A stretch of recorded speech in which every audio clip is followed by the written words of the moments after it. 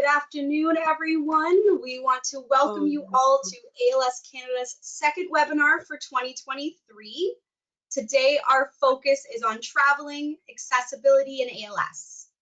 We are joined by a great set of presenters today, and they are going to discuss and provide in-depth information about accessible travel, things to keep in mind while traveling with assistive devices, and much more.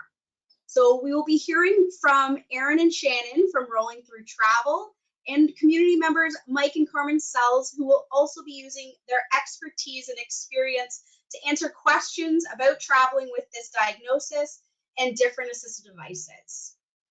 Please feel free to put all of your questions in the chat box, and we will be answering all questions at the very end of the webinar. So to get things started, I would like to introduce Aaron and Shanen from Rolling Through Travel. All right, hi. Nice to be in front of all of you today. It looks like we have a really large audience, which is fantastic. So we'll be putting up our slides and taking away our faces in just a minute here to make sure our bandwidth stays up. But to introduce ourselves, my name's Aaron. And I'm Shanen. Yeah. And we started the Rolling Through Travel Agency after having some frustrations of our own. Shanen has some mobility issues. Yeah, I have Ehlers-Danlos syndrome and limb-girdle muscular dystrophy, which kind of work against each other and make things a little difficult in cleaning the eyes. Right. So we were traveling with a power wheelchair, rollators, limited mobility, etc., and having a frustrating time finding information on how to do so effectively and enjoyably. So we did a lot of research to start enjoying our own vacations, started helping friends, and then it turned into an agency because the demand is there. You're not alone in wanting to travel and needing some help along the way to do it. So that being said, my screen should be coming up in just a moment here. There we go. And I hope that you can all see my screen. Yes? Great. Okay. I am hearing some feedback until you have a question. All right. So we'll start with some general tips and tricks. Yeah, so one of the first things you want to make sure you do is ask for what you need. The people that you're going to be encountering along your trip are not going to know the things that you need. So call in advance, tell them what's going to be going on, what equipment you might need to have, and make sure that they have that available for when you get there. Another good thing is to make sure you do your research. Read about the places you're going so you understand their rules, their languages, their culture. So you really can grasp the understanding of what you want to do to make yourself so you can enjoy yourself. All right. Make sure that you know how to drive, park, and use public transport effectively. The rules for traveling with wheelchairs, the availability of traveling in different areas can vary wildly. Public transport is usually a very good bet. We'll talk about that more here. Next, arrange for cell phone coverage. That's a good point. I can't stress enough, at this point in the world, especially when traveling with mobility issues, your cell phone coverage should be a part of your travel budget. Whether that involves buying a burner phone in the country that you're going to, or getting an addition to your cell phone plan here, so you have the ability to communicate. And research where your dead zones might be in any country that you're going to prepare in advance. Voltage conversion for medical equipment sometimes can be a little more complicated than buying a simple wall plug converter, depending on the voltage and amperage of specific medical equipment. But your medical equipment manufacturer or provider can always give you guidelines on that. Sometimes they have free equipment they can give you to make sure that you stay plugged in and charged with everything you need in a foreign country. Your 4 daily stages of travel are sleeping. Make sure you can sleep comfortably, filling all your needs. Eat. whether that involves tube or solid food, any allergies that may have to be dealt with. Make sure you have that planned in advance before your trip. Traveling, going from place to place, and then when you have to use the facilities. There are not always accessible washrooms available. Sometimes you have to go few and far between and plan your trip around the washrooms instead of being a standard detour. So we'll go into limitations with some specific, or traveling with some specific limitations in a moment. But are there any questions on our generic tips here?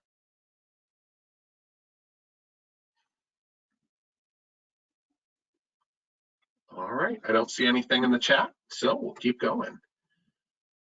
All right, oh, sorry, I'm covering travel insurance first. So accessing international medical care. First things first, know your existing coverage. Many credit cards allow you to access some international medical care. The CAA allows for some. And you always want to plan in advance for your regular care if it's required. The main thing you need to know about international medical care is to make sure that whatever coverage you have, it covers pre-existing conditions. That there's a lot of medical insurance out there, a lot of travel insurance that is relatively inexpensive, but if you try to use it, you'll find out it's only for accidents. If you fall and break your leg, it'll cover you. If you need an emergency medication, it will cover you. But if it's something that you have to deal with on a regular basis, often it will not.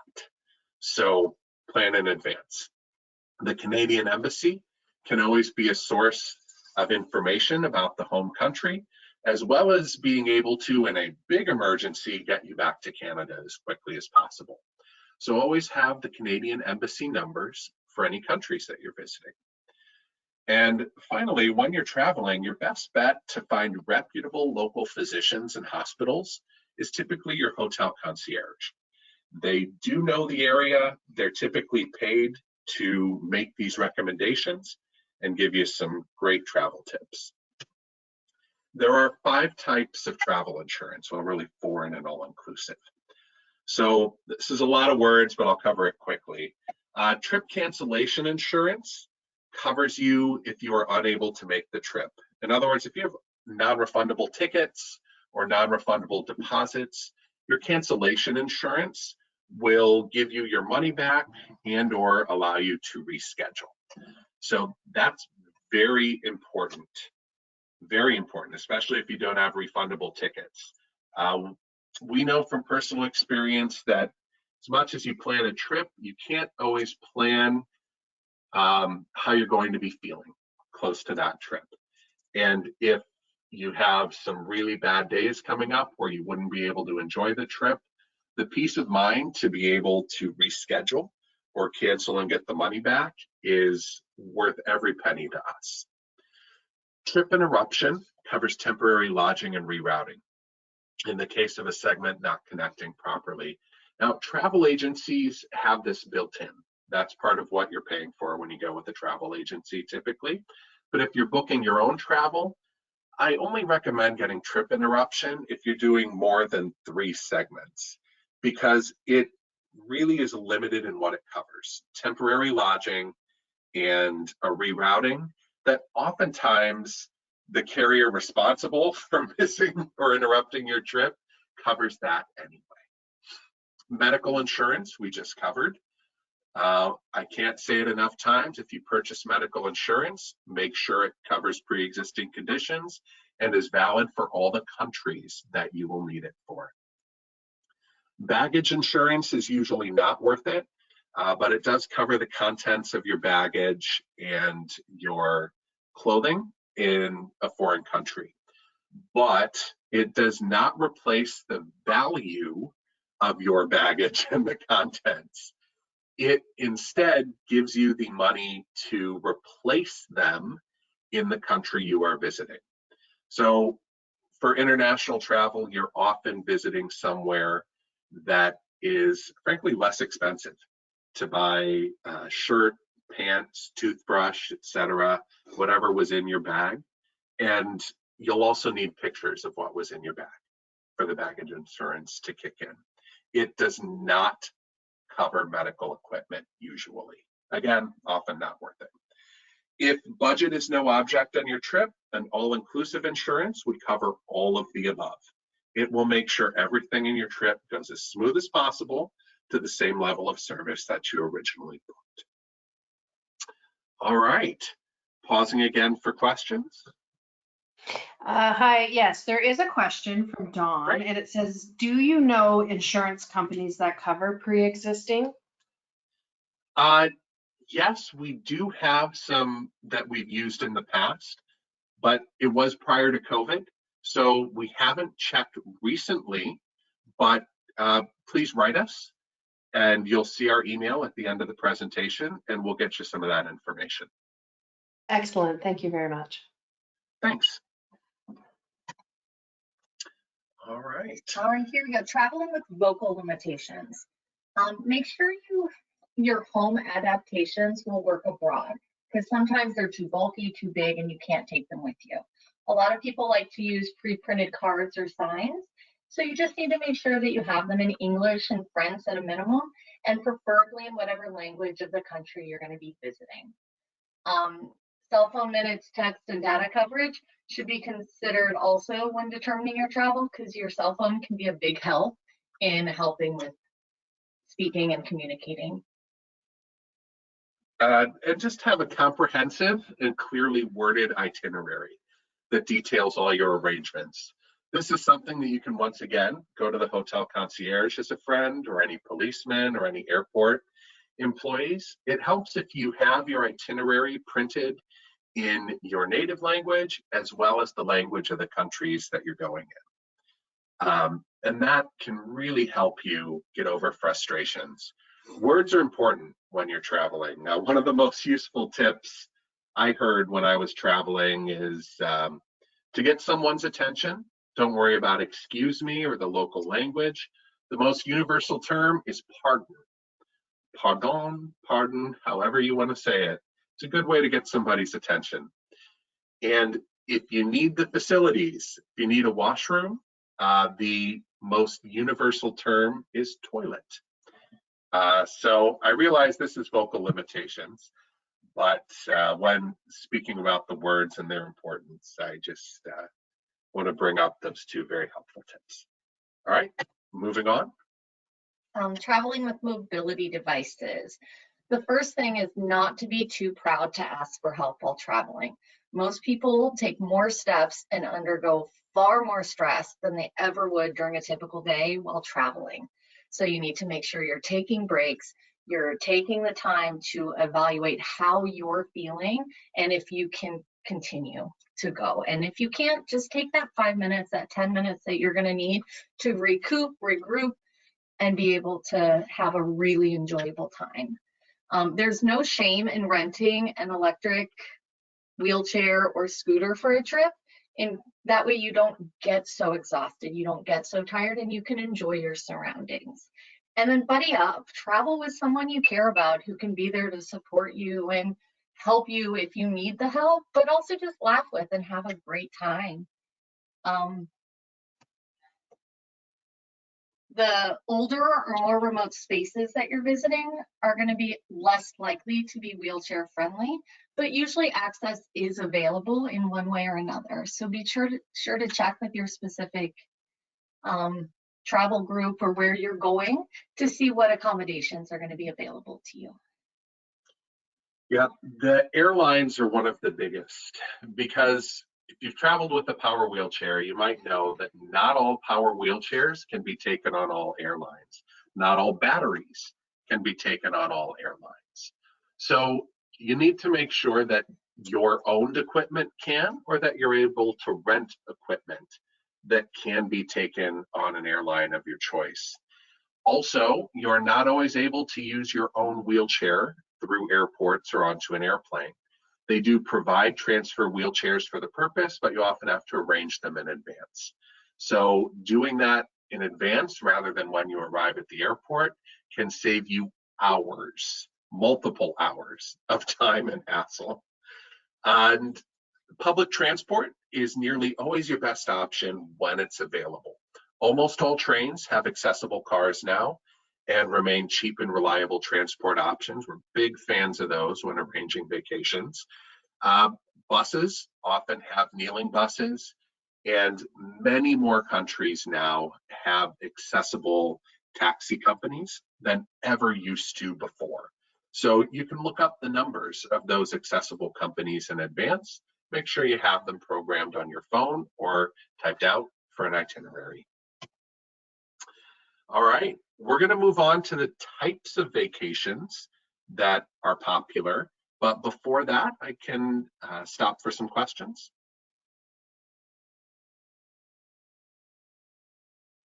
No? Okay. So some of the vacations that our clients find really popular, really nice, we'll start with the relaxing vacations. All-inclusive resorts, typically at beaches. The nice thing about them is that once you're at the resort, you rarely need to leave. Your primary mobility issue for an all-inclusive resort is typically getting from the airport to the resort. And once you're there, you rarely need to leave. The resort often has on-site medical staff, on-site food preparation, wheelchairs to rent for beach wheelchairs or safe walkers. So you can really stay in one place on a beach, relax, and enjoy your trip. If that's the type of vacation you like, there are some very good ones available, especially in Mexico, that our clients enjoy. The other popular relaxing vacation are cruises. So each cruise line has a different personality to it. Carnival is known for cheap drinking packages, kind of a party boat. Disney cruises are great for families and luxury cruising. You have celebrity cruises, princess cruises, Norwegian, Silver Sea. There's 25 different cruise lines operating, and each one does things a little bit differently, but they all are optimized for mobility issues. So every cruise line has mobility accessible rooms, mobility accessible hallways, elevators fully working throughout the ship. So take advantage of all they have to offer. Off-board excursions can sometimes be limited for wheelchair users. So the biggest advice we can give you on cruises is to book early. They are in high demand, especially for accessible rooms. And as soon as you have your cruise booked, book your excursions that you want as early as possible, because the accessible excursions also have limited space. So moving on, theme park vacations. We'll start with Disney because that is one of our most popular and most popular around the world. They are popular because of their wide variety of resorts and entertainment. Whether you're in Asia, Europe, North America, there are Disney parks there. They cater to accessibility exceedingly well, but it is not public because they had people abusing their system in the past.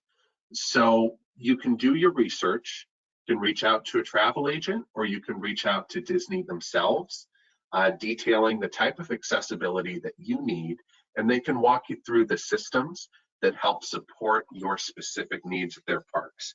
And those systems are truly excellent. They're top of the line, they put a lot of thought into it, but if you go in not knowing what you need, you never find the system for support. In addition, other theme parks like Universal Studios, Dollywood, Knott's Berry, SeaWorld, even Cedar Fair, owning our own Canada's Wonderland locally, have their own accessibility protocols.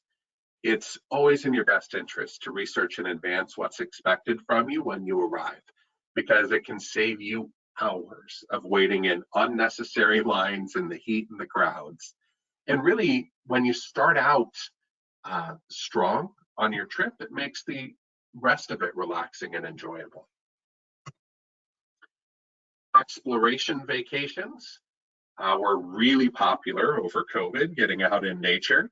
The national park systems in US and Canada all have some accessible areas. They even have temporary accessible placards.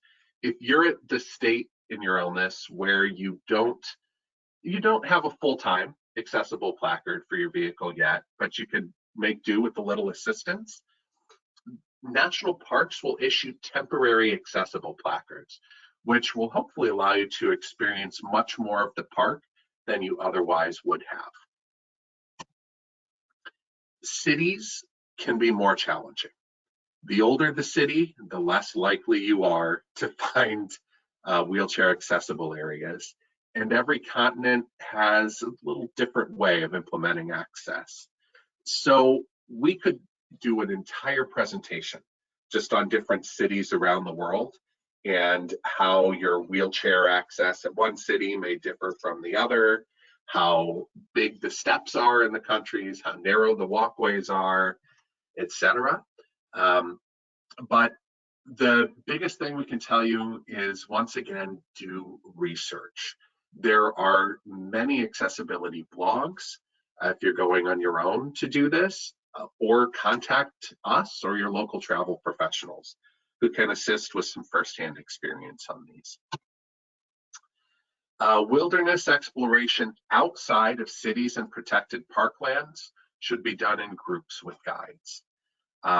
Experienced guides and experience groups are often not as expensive as you would expect. We have access to tour groups, places that do this on a regular basis, and they are surprisingly inexpensive compared to your local cost of guided tours. You can encounter scenery and culture that you don't get to see under normal circumstances, but we really can't encourage solo exploration when you're having mobility issues. There's so many things that can go wrong and so many horror stories that we've heard of. Traveling with a group is really the way to go. And within the past decade, accessible focused adventure vacations have popped up around the world. Wheel the World is a very popular group that puts up adventure spots. They have submarines for wheelchair users. There are chair skis, chair zip lines, accessible saddles for horseback riding. There is a whole wide world out there, and a lack of mobility isn't a reason to avoid seeing what the world has to offer. Nearly anywhere you'd like to go, there's an accessible group or company there who would be happy to help. All right, and finally, we'll end this, go to questions for when to do it yourself versus when to go to a travel agent. We are travel agents and we love to help people, but for flights, really book your own. We can book flights for people, but especially for mobility issues, we found that having direct access to the airlines in the case of delays, especially in getting your wheelchair, or rebookings that require a wheelchair or mobility or medical devices to be moved between planes, you want to be able to deal with the airlines directly. You do not want to have to come to your travel agent to deal with the airline to get back to you. It's too important for that. So we recommend typically not going through your travel agent for flights. We can't get better deals than you can anyway on that. When it comes to cruises and specific tour companies, specific accessible tours that you might want to do, like in Chichen Itza in Peru or something like that, specific Asian tours. We have access to tour groups that sometimes don't go to the public. And we often have cheaper prices on cruises available than the public does. So check with us, check with your local travel agent before booking. You may find it cheaper online and book it yourself anyway. Enjoy. But you never know. Sometimes going with the travel agent can actually save you money for some specific vacations.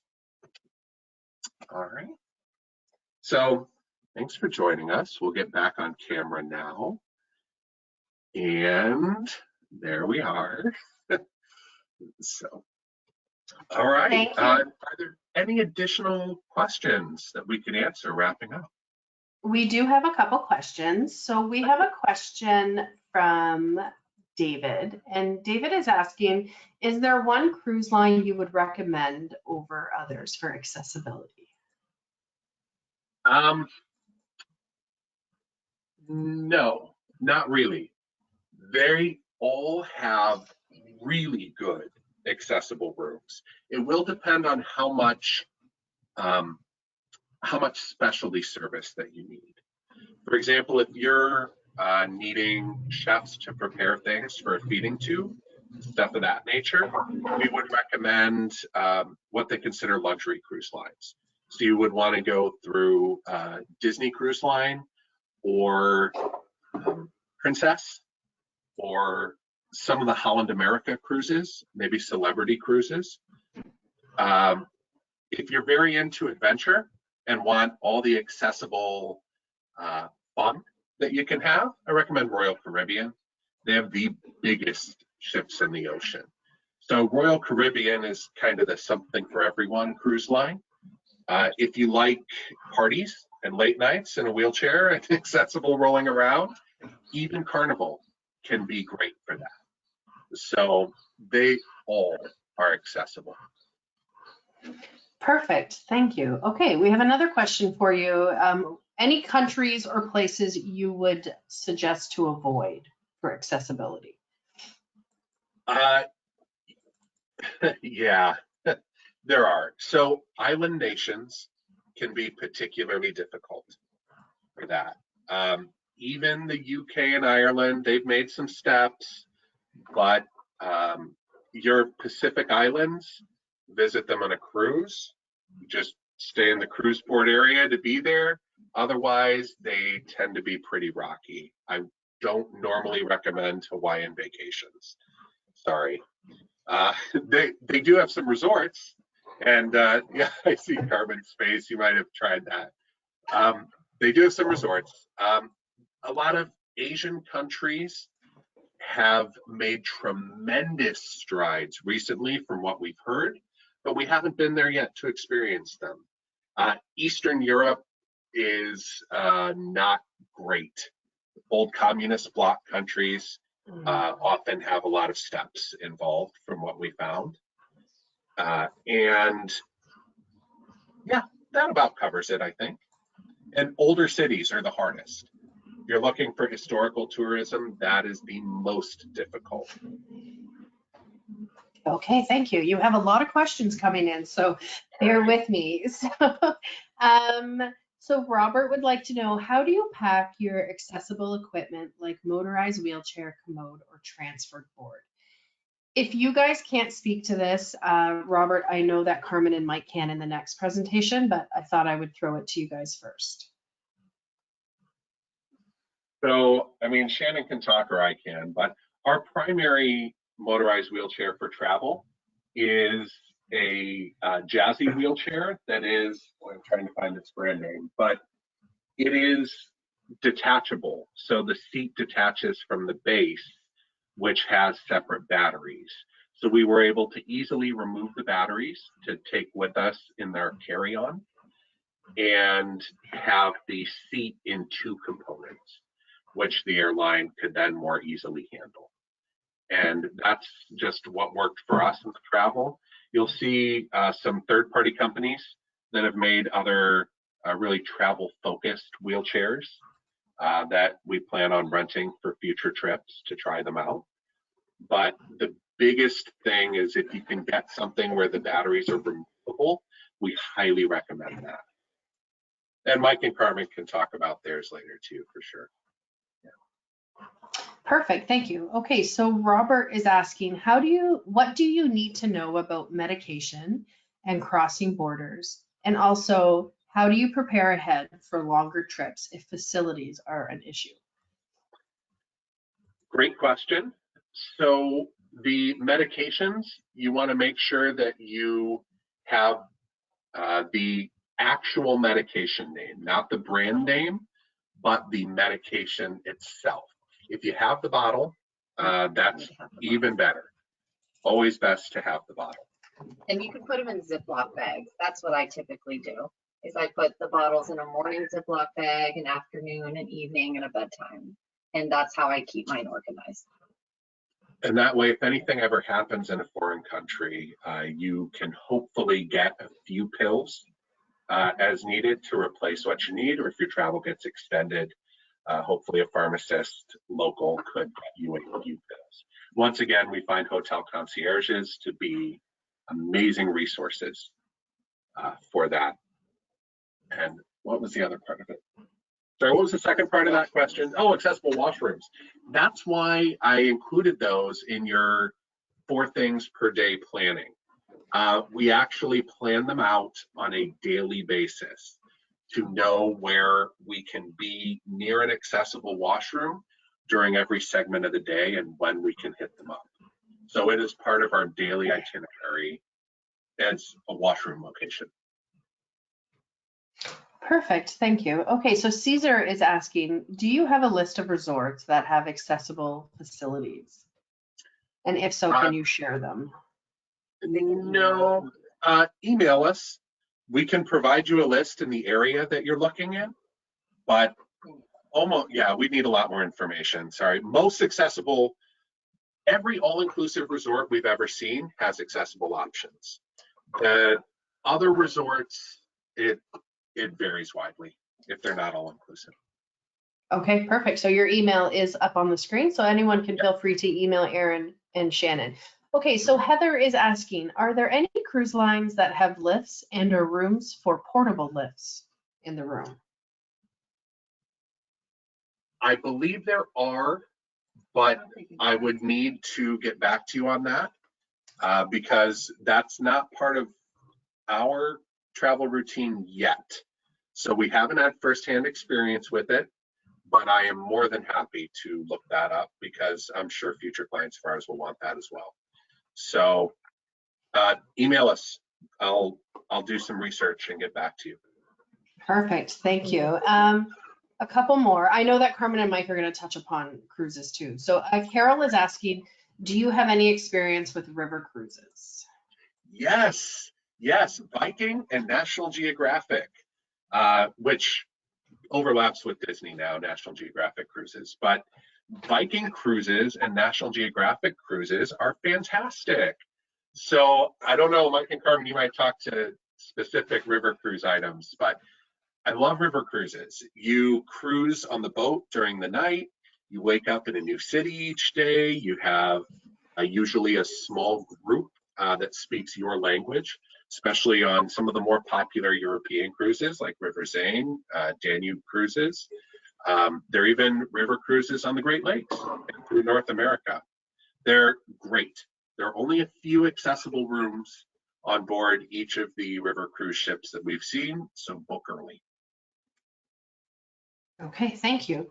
Brenda is asking, are travel buggies allowed on airplanes with removable batteries? I'm sorry, I don't know. Okay, no problem. We have something from Carl, but Carl, I'm thinking your question could be better served in an email. Carl is asking for any suggestions with accessible facilities in Montreal and transportation. So perhaps, Carl, you could reach out to Aaron and Shannon via email and get that.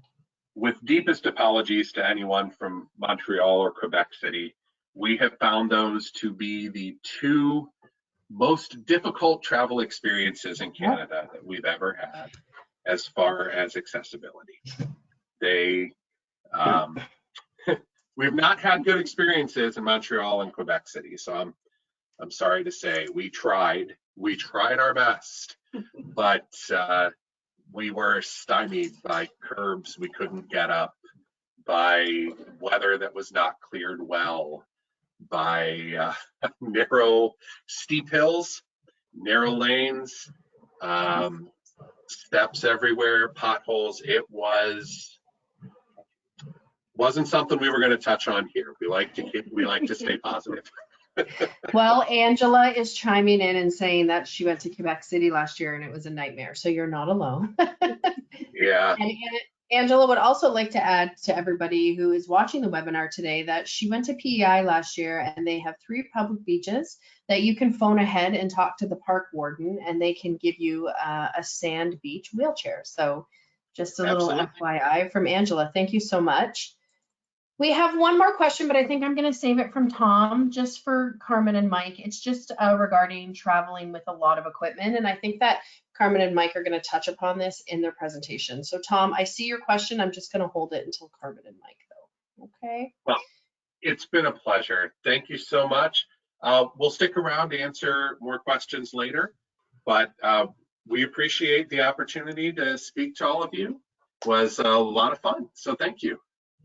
Thank you so much. Your presentation was lovely, and I'm sure more questions will come in.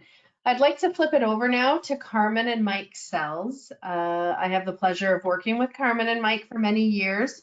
They are part of the ALS community and have traveled all over the world with a variety of pieces of equipment. And they're here today to speak to us with lived experience. So Carmen and Mike, the floor is yours. So hi, can you hear us okay? We absolutely can hear you and we can see your lovely faces. Okay, perfect. Can you see our screen? Absolutely. I see smiling Mike in his chair. Okay, so we will, I'm going to let Mike speak. First of all, we want to say thank you very much. Aaron and Shanen, we touch on a lot of the same things. What we will say is everything that they said, 100% we agree with all of their great advice, and we've got some lived experience to go with that as well. Mike has prepared some comments and I'll let him speak to those and then we'll get along. Thank you. It's great to be here and have the opportunity to discuss one of my favorite topics, travel. So thanks for the opportunity to go over some cherished experiences. I should give a little context. I spent my career in the pharmaceutical industry and that took me around the world. So we both were seasoned travelers. But business travel is not the same as leisure travel.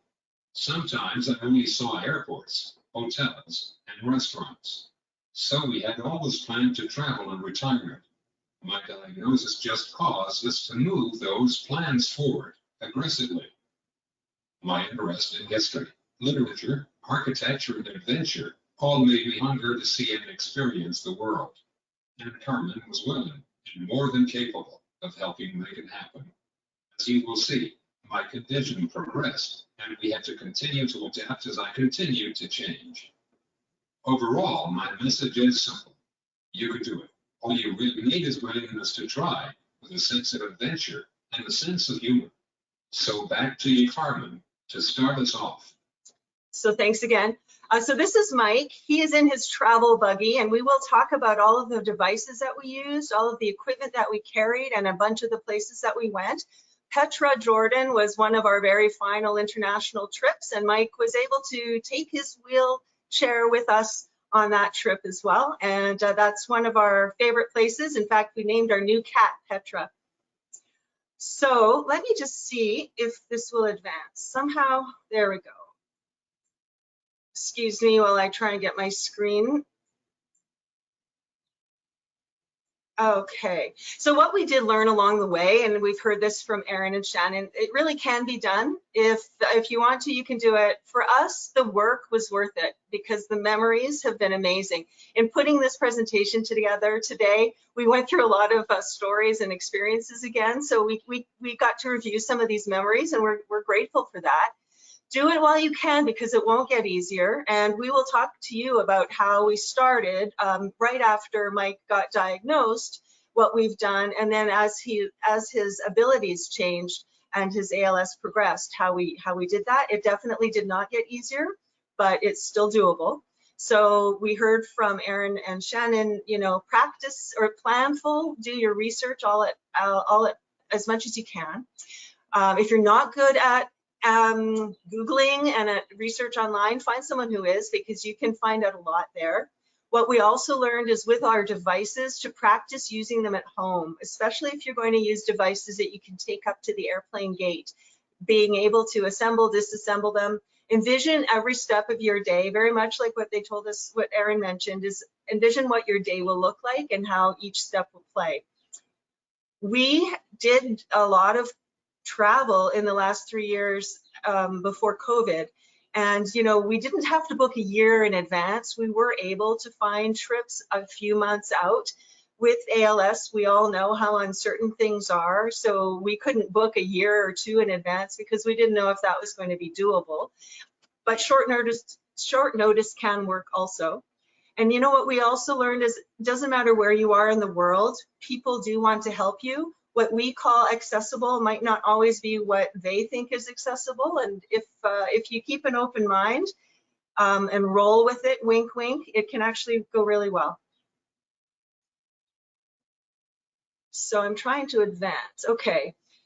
So planes, trains, automobiles, everything else, including water taxis, gondolas, and we actually did go to Disney, which we didn't mention here. So Mike was able to get on some amazing rides at Disney. What we've got here is that we traveled since Mike's diagnosis. We have traveled to more than 25 countries, including the Middle East, the Far East, and Africa, especially in Egypt. We're in Egypt for Africa. We went at least on 30 flights. We used a rollator and our travel buggy.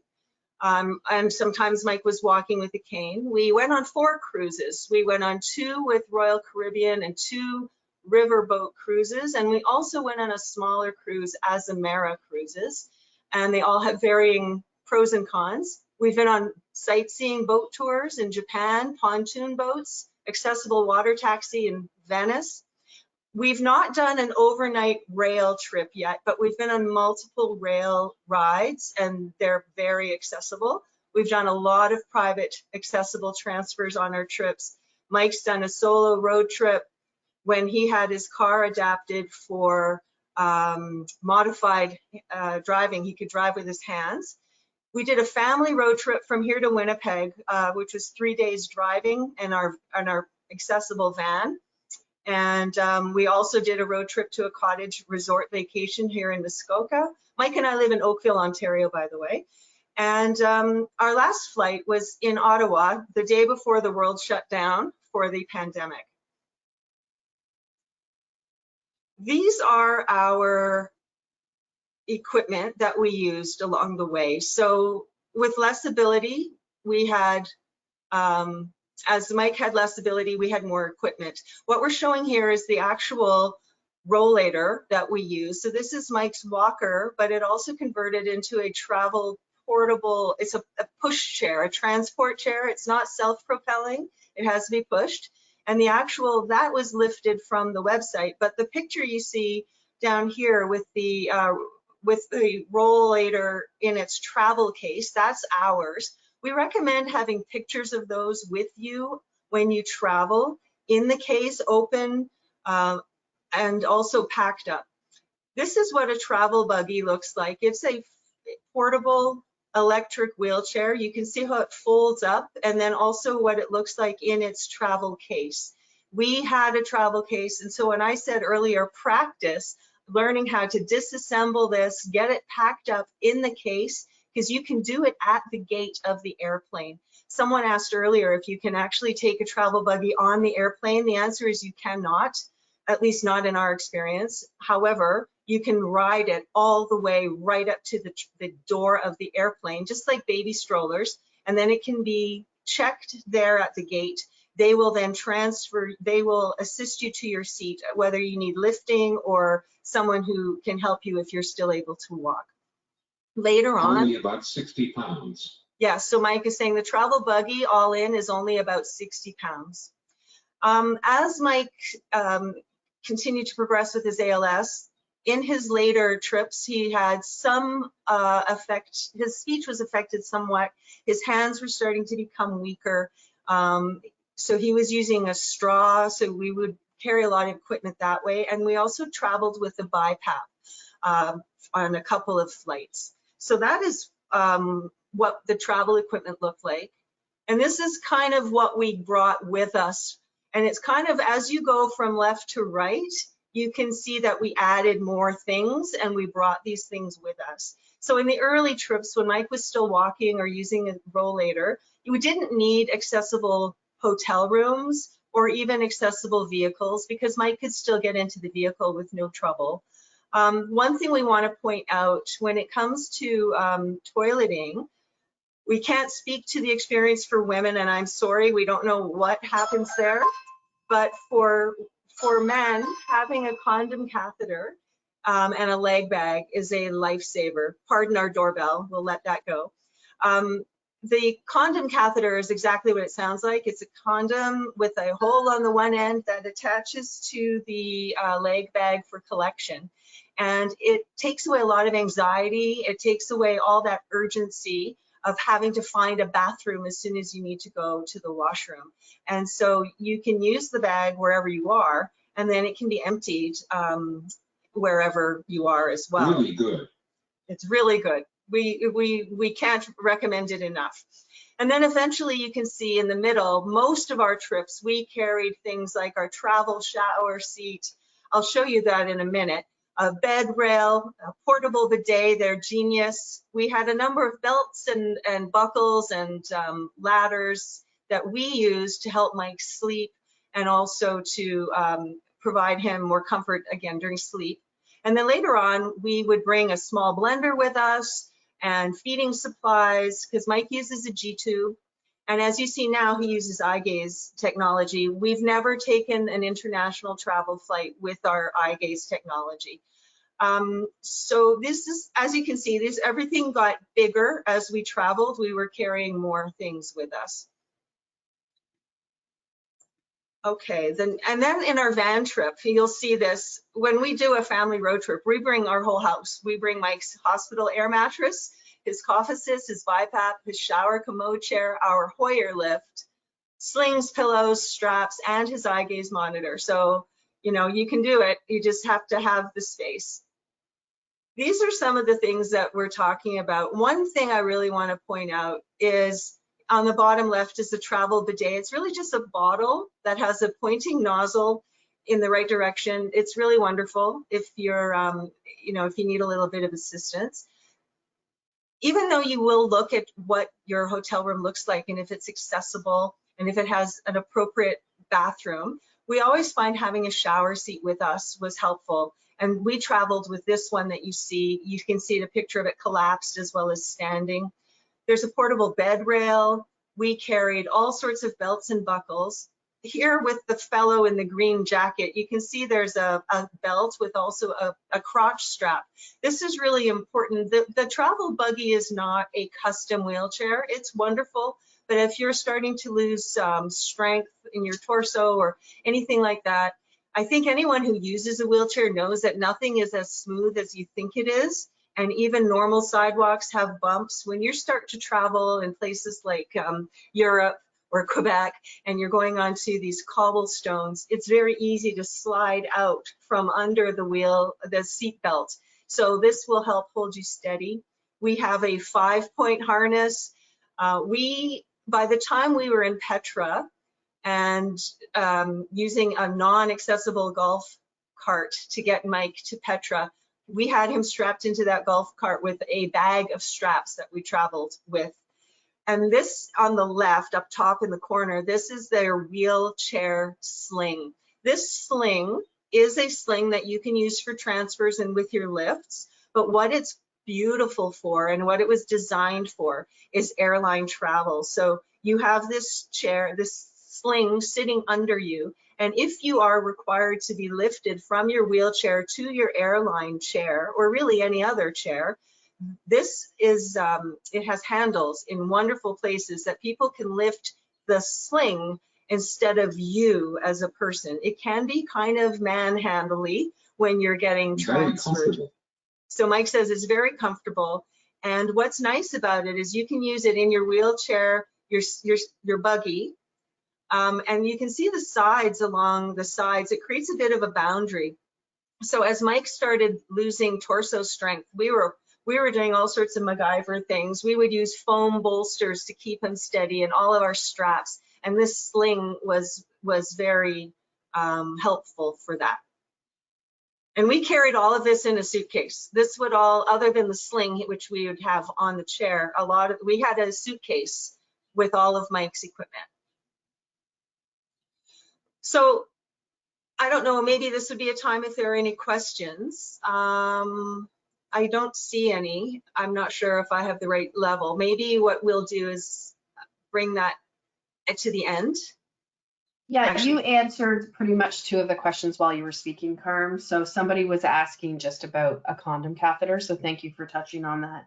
And then okay, I think you touched on Tom's question about traveling with a lot of equipment. So Heather is asking, what is the name of the sling?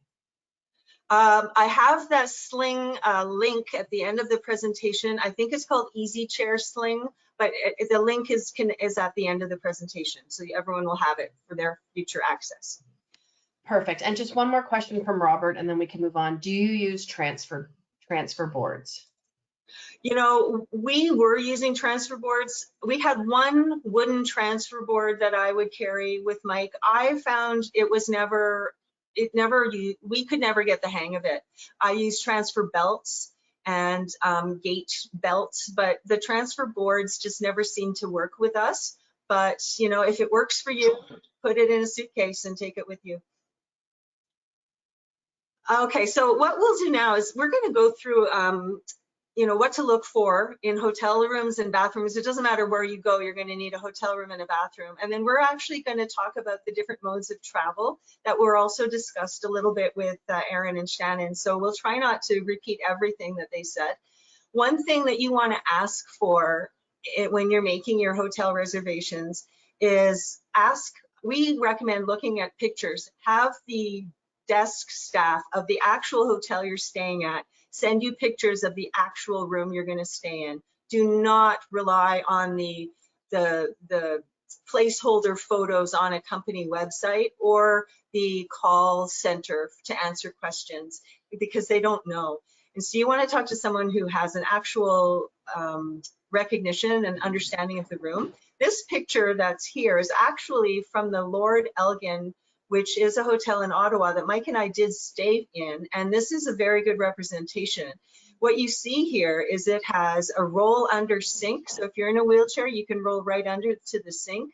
There's room in there for a wheelchair or a mobility device, and also a Hoyer lift, which we used. There's a no threshold from into the shower, and there's also a shower curtain, which gives you a lot more flexibility. You're looking for handheld showers, maybe a shower seat. Sometimes they give movable ones. Sometimes the seats are fixed to the wall. So this is the kind of stuff you want to ask for when you're looking at a accessible bathroom. Definitely you want a lot of grab bars.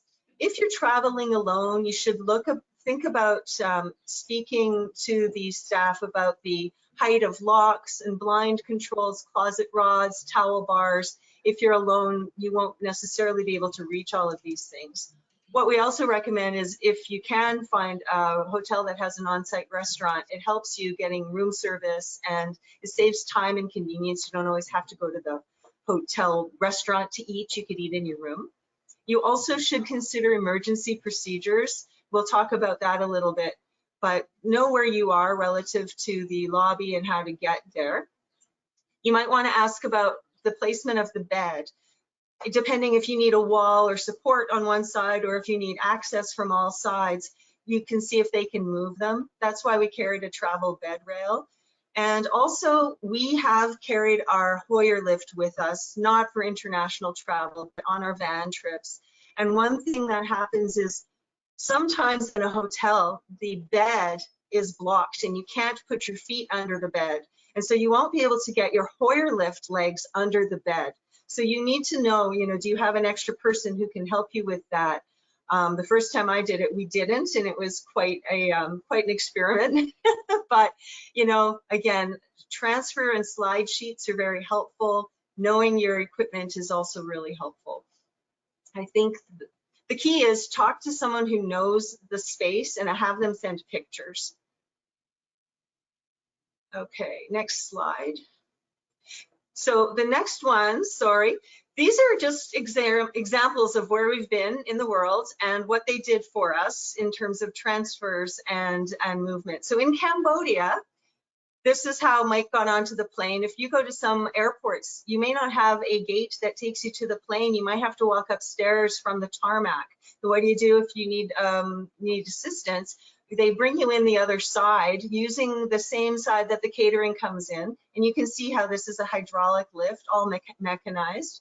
Mike's favorite was his Cambodian tuk-tuk, which you can see here along the left is, sorry, the back behind Mike, this corrugated area, that's actually the ramp. And it would be lowered down and he could just roll into the ramp. And that was their accessible tuk-tuk in Cambodia. Great fun. Yes, great fun. Mike loved that. And then you can see a couple of examples of really nice vans that have hydraulic lifts. The trouble is, and you want to ask is, you know, are you going to be in the back of the bus? Are there ways that you can be more included in the action? But you know what? You take what you can find, and these were wonderful. And they had nice high headroom, so Mike could see out the windows. Mike's really tall, so if he sits in our van at home, he can barely see out the windows. So these kinds of vans are really helpful because he can see more, which is the whole point of sightseeing. And so this chair sling, you can see here on the right, this is in Petra. You can see along this is a golf cart. Mike's got the chair sling and it has that boundary that I was sharing. This is, so they used it to lift him into the golf cart and then we just strapped him in with everything we had. And also in Jordan, this was the vehicle up on the left that they used to transport us. This did not have a ramp. So Mike got transferred from his buggy into these lovely vehicle seats using that chair sling. In Egypt, you wouldn't have expected a lot of accessibility, but here's a ramp in a store that we're doing for shopping in Egypt. We had some fun with that. And also what is here in Hungary, this is a portable folding scooter.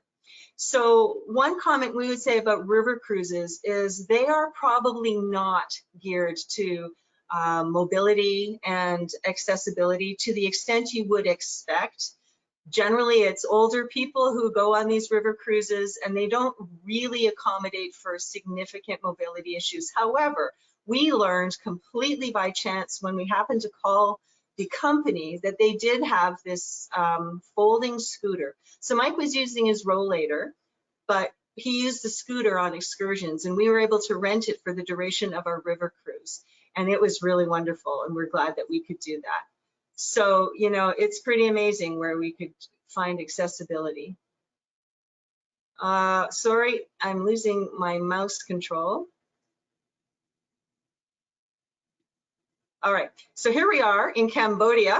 This is Angkor Wat in Cambodia. We got a team of Mike carrying him up the stairs so he can see the temple. And then also in Egypt, we were on a Nile cruise. And but they don't let it's not accessible once you get into port. So Mike calls this his pharaoh carry, and he was brought up the stairs by these people. And over here on the left is Venice, Italy. This is our accessible water taxi. What it is you can roll in from the bottom here, and then along this line, if you can see it, there's a folding area where the platform then just folds in and then it hydraulically lowers into the boat itself. So Mike got to go on a canal cruise in Venice, just like everybody else does, just not in a gondola, which, you know, they're pretty tippy. You just have to be willing. You just have to be willing. So Singapore is one of the most accessible places we've ever come across. We didn't need to make any Siri thinks I'm talking to her. So the cable cars, everything in Singapore is super accessible. So this is Mike in the cable car over top of Singapore. And early on, our very first trip after Mike's diagnosis was to Spain. So he has dropped foot, he had his cane, he had his orthosis. So his right foot, you know, was the one that was troublesome. We found that you can rent an e-bike. So Mike's bad foot stayed on that pedal and his good foot would allow him to stand with the bike up, and we were able to do some great tours in Barcelona. And this is fun in Clearwater Beach, a little electric tourist car that we hit the streets with, which was a lot of fun. And last one with pictures. This is, they were talking about beach vacations. So there are actually on the cruise lines, one of the Royal Caribbean cruises that we took had one of these one of these pool lifts. This is in Fort Lauderdale. The States has a lot of really great accessibility because their laws are a little older and they're more enforced. So this pool lift is wonderful. There was one of these on one of the pools in one of the cruises that we took. Mike got to rent a beach vacation. This is us in the middle when we went to Muskoka on a family vacation to an accessible cottage. And this is our Hoyer lift. This is our accessible van. This was Mike's power chair. And that's also the beach wheelchair that we rented. So we don't travel lightly. And then you can see on the right in Burlington, just next door, they have a Moby mat on their beach. And there's a lot of beaches, more and more, that have these kinds of things. So we'll go through the various different types of travel that we've done. So in terms of road trips, you might have transfers that other people are driving. You might do your own road trip. So there's pros and cons. You can carry what you need. In some cases, you can stay in your own wheelchair. I'm going to say very clearly, the travel wheelchair, the travel buggy, and the folding chairs, you are not intended to sit in those chairs while you are in a moving vehicle. You're supposed to be transferred to the vehicle chair. We didn't do that on any of our trips because we just couldn't. So understand that we didn't do that, but you really, oops, Mike says. At home, we would transfer him, but on these trips, he stayed in his travel buggy if he had an accessible vehicle, but always make sure that there are lockdown straps. So it's nice because in our van, if you're using chair-mounted eye gaze, our van currently allows that. So Mike can drive into our personal van using his eye gaze, which is mounted to his power chair. And if some of those vehicles that we were in, we would have been able to use his eye gaze as well. The nice thing about road trips is that you can use flexible timing. And if you're not doing the driving, then someone else is doing the driving and the parking and all of that, which is nice. It doesn't cross the ocean though, and it's definitely slower than air. But one thing to keep an eye on is when you're doing road stops, do you have to transfer a number of times? Are they accessible rest stops? You're never sure. And the one thing that was a real con to a road trip for us was that for our family road trips, we're having to pack and unpack at every hotel stop.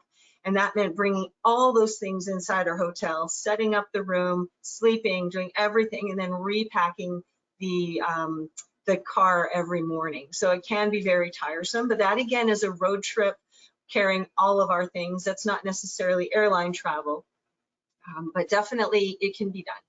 Also, we've discovered but have not tried that there are accessible Winnebagos and RVs out there for rent and for purchase. And there's a lot of provincial and national campgrounds that have accessible facilities, beach mats, and beach wheelchairs, as we talked about.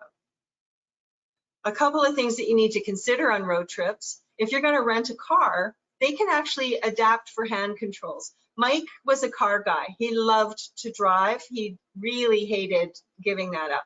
So between hand controls on his own personal vehicle or on a rental vehicle, some companies will do that with notice. You definitely want lockdown straps if you're traveling in your vehicle, in your wheelchair in a vehicle. And then think about headroom, where the windows are. If you can get a moonroof, then you can see out more windows. One thing that's really important to know on trips, especially if you're using private transfers, is to know the height of your chair. So when we traveled with the travel buggy, we had a picture of Mike in his travel buggy. We had the measurements from the bottom of the chair to the top of his head. And we also knew the turn radius. They will ask for those dimensions. So you definitely want to think about that and keep it handy. You want to find out if there's room for your eye gaze mount if you need it. Can you attend to the driver? Can you attend to the person with ALS if you're the driver, or if you're a passenger, can you do that while in motion? Where will they be located? Do you have enough room to recline? Aaron was talking about the placards. We found traveling with Mike's accessible parking pass brought a lot of advantages, and it's accepted in a lot of countries, both from the disability standpoint, and also it brings discounts to the admission to a lot of the places that you might want to go see. Okay, so moving on to air travel. This is definitely the big one. So air travel, the pros, I think we all know the pros. They all say that they can be very accommodating with mobility and other disabilities. The thing is, there's a great policy. It really comes down to the staff. It can be really inconsistent on how they manage it. So you can stow your rollator and your travel wheelchair at the gate. You can do that, and they also don't count it as baggage allotment. But, you know, you need to give yourself lots of time. Every carrier is different. Mike said he will never travel with his power chair because we've just heard too many horror stories. So we won't be flying anymore, but because they don't know how to manage them, and not every wheelchair fits in every cabin, in every aircraft. So you really need to do the research if you want to bring a power chair on board. Damage is common. If you're traveling with a BiPAP, which we did, you will need a form indicating that you're bringing it on board. You have to know about batteries for your wheelchair, for your BiPAP. If you are planning to use the BiPAP on the airplane, what you definitely need to do is it has to run on batteries. You cannot plug it into the power source on the airplane. I can't remember why, but they won't let you do it. So do consider how long the BiPAP battery is and accommodate your flights accordingly. And what else was I going to say? So there's a lot to consider. There's a lot of preparation. Mike had doctor letters for the fact that he has a portacath in his chest for his infusion medication. He had a leg bag and a condom catheter. He had a letter for that. For his BiPAP, we had all of our specs on all of our mobility devices. As I said, I carried photos of those.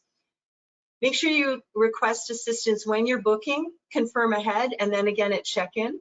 Assistance is everything. They can put you in a wheelchair. If you don't want to take one of your own, they can guide you through security, which is very helpful. Or you might be using a golf cart to travel through the airport as well. So just give yourself lots of time, because there's check-in, there's security, there's the pre-boarding. Everything takes more time when you have significant mobility issues. Security takes extra time. Be prepared to talk about your orthosis, your leg bag, your walker, your wheelchair battery, the BiPAP battery. They won't allow certain batteries on board, and other batteries you must bring on board. So you need to know those things. Sometimes when you're going to get pre-boarded, especially if you require physical assistance in lifting or assistance in getting to your seat, know that it's not always the airline staff. Sometimes it's the airport staff. And so sometimes they're running from gate to gate, and you might not get to pre-board because they might be running behind. That's happened to us a couple of times. So you might be the last one on board. It's less ideal. If that happens, make sure that the flight attendants can take your carry-on and stow it for you ahead of time, because you don't want to lose that space. We talked about this chair sling. If you can use it, it's great. Practice your assembly and disassembly and putting it in the travel case, because you're doing it on the airport gate ramp. So practice it at home. And on board, things like, how long can you sit upright? When can you recline? Can you feed yourself? Do you need assistance? Can you get to the toilet? So I will say this, Mike never used the toilet on any of our international flights once he could no longer walk a few steps. So we did our timing according to our travel flights. We have never used an onboard wheelchair during the flight. My understanding is some flights have them and some do not. You may need to do some extra research in that front. Again, staff can assist you, but they cannot lift you. The flight attendants won't be lifting you, but they might give you a shoulder to lean on if you can walk to the toilet. Our trick for traveling is that I carried an empty Gatorade bottle on board in my carry-on, and then I could empty Mike's leg bag at the seat sitting beside him, put a blanket on his lap and very discreetly empty the leg bag, and then just carry that up and dump it in the bathroom. In disembarking, you're going to be the last one. It takes some time, but that's when they'll give you your mobility device back. So consider baggage. When Mike could independently drive, I could just pull the bags, that was no problem. But now Mike can't independently drive, so I need more hands if I'm going to be using more luggage. You might need a porter. Make sure you leave lots of room, lots of time for layovers, lots of time, because if you're delayed one place and your device doesn't show up at the gate, it can be really, really stressful. And make sure your ground transfer is planned ahead of time.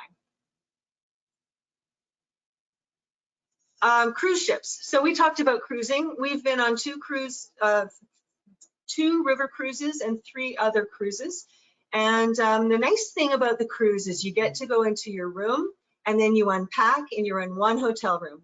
And it doesn't matter, you're going to all sorts of different places, but you don't have to reset your bedroom every single time you check in. There are usually butlers or stewards on the cruise lines, and they are really great at offering personal attention and service, and that's included in the fare. And one thing that we have not done, but we know that there are companies that will deliver things like Hoyer lifts and hospital beds and oxygen to your actual cruise stateroom. And so that is something that can be looked into. And they can have it rented and delivered right to your spot, and you don't need to bring everything yourself. What we found is that if it's a newer ship, it's more accessible. The older ships are less accessible. The river cruises aren't geared to it, but they may have devices on board, so do ask. And the other thing that we learned is know where your excursions are stopping in the ports, and know if you're going to be stopping at a dock or if you're going to be stopping and anchored out into the beach area, because then you're using something called a tender. And the tender is like a water taxi that gets you from the boat to land. Not all tenders are accessible. So in a couple of the cruise ports that we were at, Mike was unable to get off the boat because he could not take a few steps. So they always use this code. If you can take a few steps, then you can get on the tender. And then you can get on some things. But if you're not able to transfer at all, then you need to be aware and you need to ask. And it's not easy to find on those cruise itineraries. You have to really dig into their website about, are they tenders or are they ports? I think that's that. We had wonderful accessible rooms on Royal Caribbean, very spacious rooms, very spacious washrooms, really great experiences on the cruise ships. So we're saying here on train travel, we'll let you know, Mike and I are traveling in September to a family wedding in Winnipeg.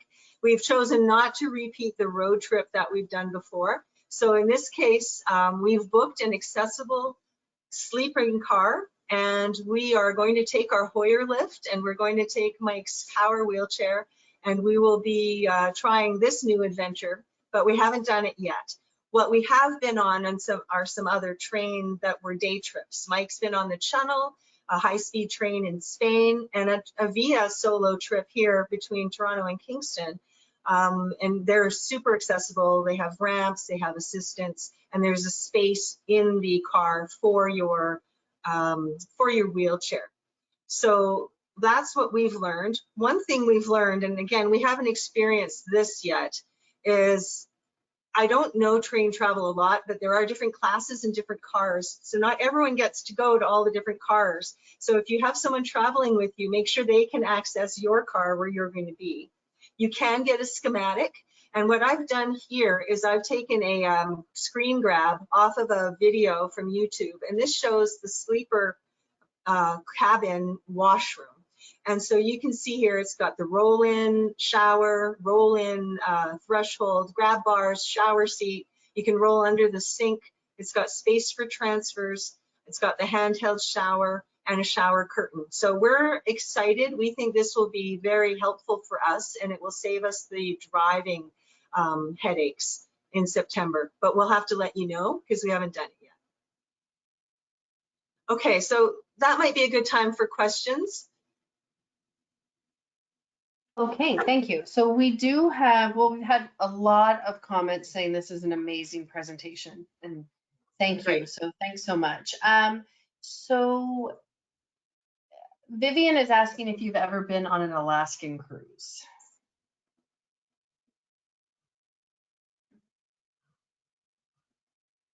I've lost you. Oh, can you hear me now? I hear you now. Okay, so Vivian was asking if you've ever been on an Alaskan cruise. We've never been on an Alaskan cruise.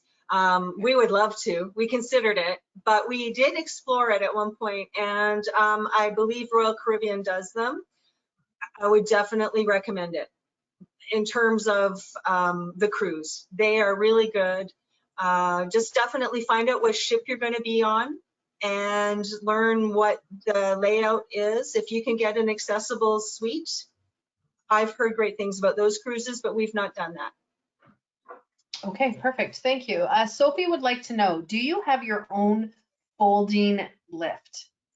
And is it easy to travel with? So I'm assuming she's speaking about a Hoyer lift. We have our own Hoyer lift. We were showing that in one of the pictures earlier with our van. Mike had the beach chair, his power chair, and the Hoyer lift. So we do have a Hoyer lift.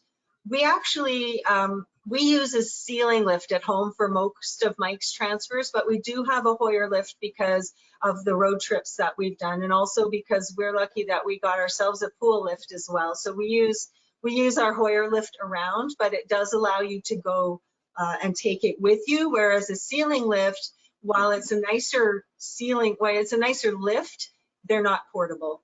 So yes, we have a Hoyer lift. We bought one secondhand. By the way, Mike refers to his ceiling lifts as his zip line. So we've never done accessible zip lining, but that is his zip line.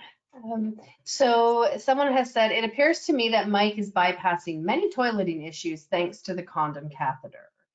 Do you have any experience with any sort of briefs, travel briefs, anything like that? Travel briefs. Briefs. Oh, like briefs. You know what? We have tried. Every so often the condom will blow. I mean, it's happened. It happens, you know, a couple times a month. And on traveling, sometimes they do leak. Yes, a brief would be a really good insurance to have in case the condom was to leak. Our experience, not to get too personal, is that the leak usually happens at the top, at the point of where the condom is on. So not into the attachment of the bag and not the bag itself. It's really, if there's too much pressure on the condom, sometimes it can back up. So it does need to be applied properly. And if it does back up, then a brief is very useful because then it can do some absorbing. And one thing we have discovered is there's briefs, but there's also guards. And that's very helpful for males. And that could be something that you could consider as an insurance policy as well. We didn't discover those until after traveling. I would take them with me now. Excellent. Someone wants to, I think you can speak to this, Carmen. Have you ever been involved in a fire alarm while staying in not your home, i.e. a hotel or resort? Funny you should ask. So I'll go back to that other slide that was just on the screen. But yes, this photo was actually taken from our balcony in, where were we? It was Florida. We were there for spring training to see the Blue Jays. So Dunedin, I guess, or Clearwater Beach. And we were in an accessible hotel. We were either on the 5th or the 7th floor. And It was in an accessible suite. It was about 3 in the morning and the alarms went. And when you're in an accessible suite, they have the audio alarm, they have flashing lights in your room in case, you know, in case you're deaf, or yeah. And so they have it for audio, they have it for visual. So yes, it went, and it was not a false alarm. So I went downstairs, we got Mike changed, we got him into his wheelchair and out onto our balcony, and we lit up all of our lights and people could see us from the parking lot. We also know that the fire truck ladder could have reached us, but Mike does not have the fun story of sharing how he got rescued from the balcony because the fire.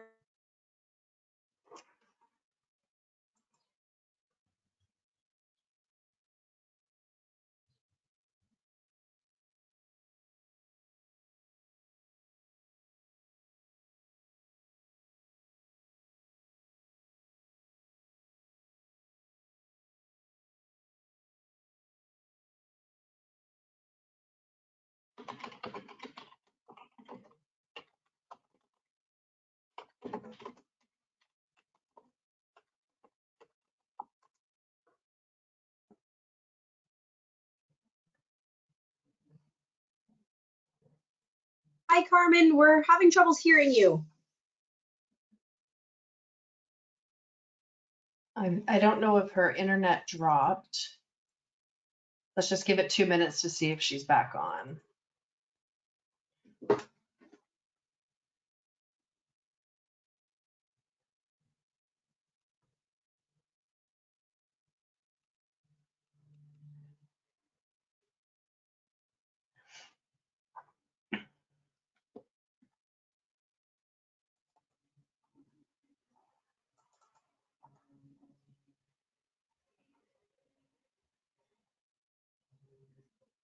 While we're waiting for Carmen, oh, I think there's her presentation.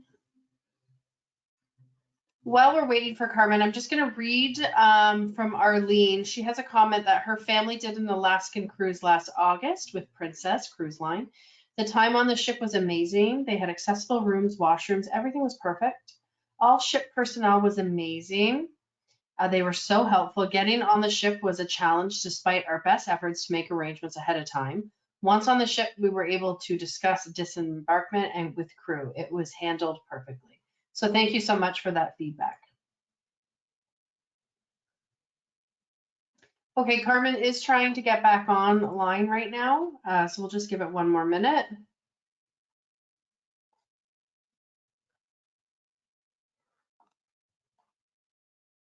She's just logging out and logging back on. Thanks everyone for having patience.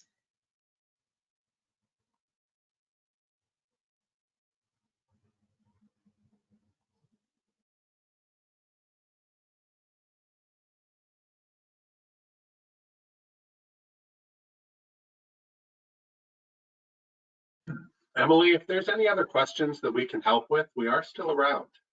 Okay, so then maybe I'll field this question to you. So Randy is asking, how has anyone's experience been walking in the sand with a cane? We're heading to Turks and Caicos next week, and I'm told the sand is very soft. Different for everybody. Yeah, it is different for everybody.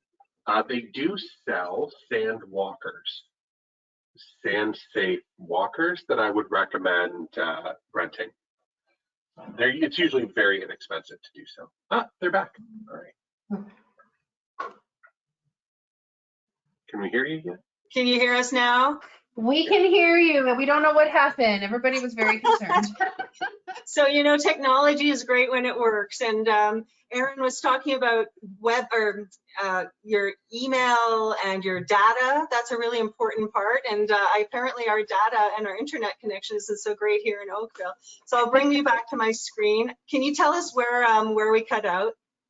Yeah, so you were just talking about how Mike essentially wasn't rescued because he didn't have to get rescued from the balcony from the fire. So one thing we've noticed is that a lot of times accessible suites are, they don't have the view, but other times they might be on the first floor. So you might not need an elevator to get to. So it's something you might want to consider asking about in your planning. That never occurred to us until this happened. Are there other questions? There are several questions. So one of the Okay. questions, and Aaron did answer it, but do you have any suggestions about walking on the sand with a cane? One of our viewers is headed to Turks and Caicos and just wants to know if there was any suggestions. Walking on a sand with a cane would be very difficult. Walking on the sand with a cane would be difficult. Finding a MobiMat webinar, or one of those MobiMats that we showed you, if some of the beaches have that they're very great. You know, Mike's Power wheelchair fits on one of those mats and you don't sink or anything. But we never did try walking with sand. It would sink. It would be very difficult. Okay, thank you. Heather would like to know, if staff cannot lift, how is a person transferred from an airport transfer chair to the regular plane chair? I missed the first part about how. I know it was about how can they be transferred. What was the first part of the question? If airline staff cannot lift, how is a person transferred from an airport transfer chair to the regular plane chair? So that happens before you take off. So when I say staff can't help you, I mean on the airplane, the flight attendants can't lift you. That's not their job, and it's not something they're equipped to do. So if you're being lifted, you're getting into that chair and you're staying in that chair for the flight. At least, again, that was our experience. I do know that they travel with wheelchairs, but some flights may have an airline wheelchair that fits between the aisles. My presumption is that you would need to be able to do that on your own or with your travel companion, but the flight attendants wouldn't physically be able to lift you. Okay. Yeah, but they lift you, right? So they can't do that. Okay, thank you. I can just add, if you have an aisle seat, for example, and you have some function, if you can help with your arms to laterally transfer between the airline seat and the airline wheelchair, you can sort of slide over. That can be helpful, and they will assist you. They just can't lift you. Excellent. Okay, our other question says, I cannot lay down and breathe. I use a BiPAP and sleep with the head of my bed partly raised. Is travel possible for me? So we have found some hotel rooms might have an accessible bed for you. I should say an adjustable bed. Again, if you are able to have a hospital bed delivered to a cruise ship, you can adjust your bed that way. What we found was that Mike would sleep on his side. He can still lie flat to breathe, but we would carry wedge pillows with us. You can buy inflatable pillows in the shape of a wedge and then just get yourself all propped up to sit in the proper way and angle in your hotel. In traveling in an airplane, if you're in an airline seat, you can recline to an extent, but you have to be aware that you can't be reclined on takeoff and landing. So you can recline and again, as far as the chair will go. So possibly that would work for you, depending on the length of your BiPAP battery life and the length of the flight. But Mike had his BiPAP with him on the flight. We would have been able to use it. It kind of would have to sit on his lap. We didn't use it, but it was all ready to go. And he could lie back a little bit so he wasn't fully upright. Excellent, thank you. I would also suggest to anyone who has questions, if it's safe for them to travel, to talk to your neurologist at your clinic. They're also a great asset to know if you are stable enough to travel. Actually, okay. Yes, and our respiratory therapist is the one who would write the letter for us. We needed a letter from a respirologist, and the respiratory tech helped us get the specs for our BiPAP so we could fill out the forms to carry them online, or on board, I should say. As well, you might need to complete a form by the airline called a fit for travel form. They want to know that you are safe to fly. So you might want to look at those on the airline websites. And we have also heard stories where someone was going on a Caribbean cruise who had ALS and was in a power chair and had his whole entourage of people, and they got turned away because the captain decided that they didn't think that they would be able to provide enough care for the person, and they turned it back. But if you have a fit for travel form, it might help. Excellent, thank you. And I have one last question just about the condom catheters from earlier. Is this something that you purchase privately, or is this through a home care nurse?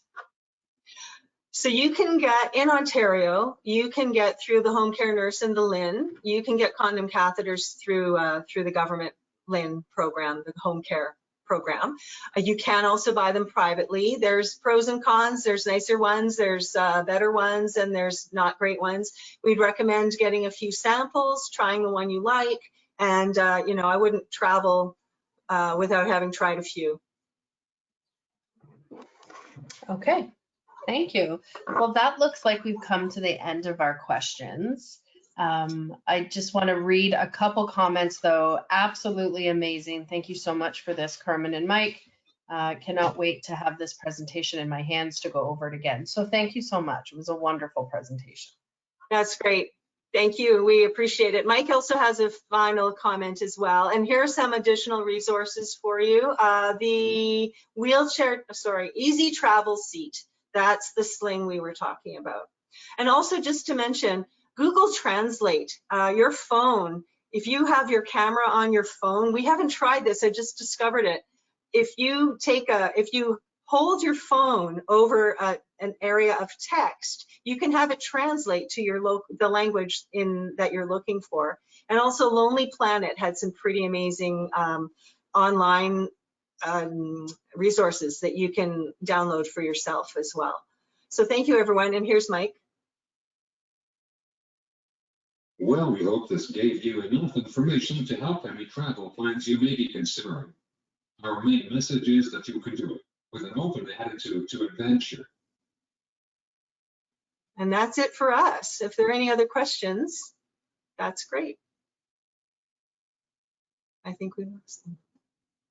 Perfect. It has been a great presentation today, and I know we've had a lot of great questions come through, and I would really like to thank our presenters, so Aaron and Shanen, Mike and Carmen, on behalf of ALS Canada. Thank you guys for taking the time out today to join us and share your experiences, share the pictures that you guys have had.